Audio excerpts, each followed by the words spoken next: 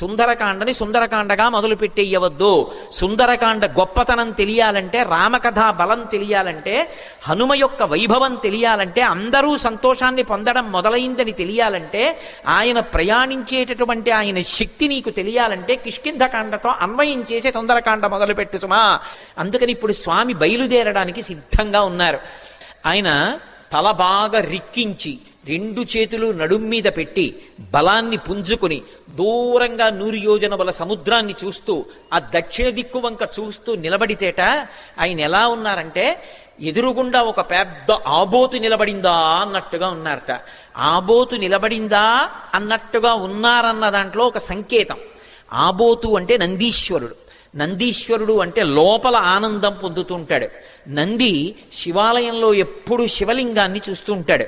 ఆయన దగ్గరికి వెళ్ళి మీరు మేళం చెయ్యండి, రోహిణీ కార్తెలో ఎండ రానివ్వండి, రోళ్లు పగిలిపోతుండనివ్వండి, హోరుమని వర్షం పడుతుండనివ్వండి, భక్తి ఎక్కువైపోయి ఆయన తోక కింద దీపం పెట్టండి, అరటిపండు ముక్క తీసుకెళ్ళి ఆయన మూతికి రాసేసి గాజు ఈగలు ముక్కులో దూరనివ్వండి, ఆయన తల కూడా ఇలా కనపడు.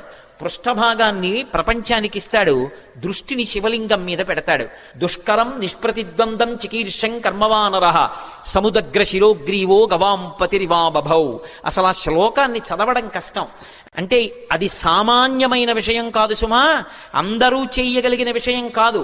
కాంచనలంకలో రావణుని చేత బంధీకృత అయినటువంటి సీతమ్మ తల్లి దర్శనం చేస్తానని ధైర్యంగా సంకల్పం చేసి నిలబడగలగడమే అంత తేలికైన విషయం కాదు.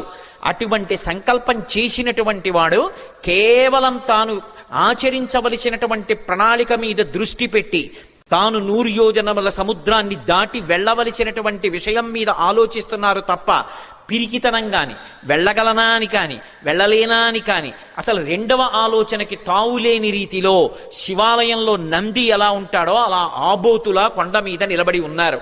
అలా ఆయన్ని చూస్తే నీటి మడుగు మధ్యలో నిలబడిన ఏనుగా అన్నట్టుగా ఉన్నారట.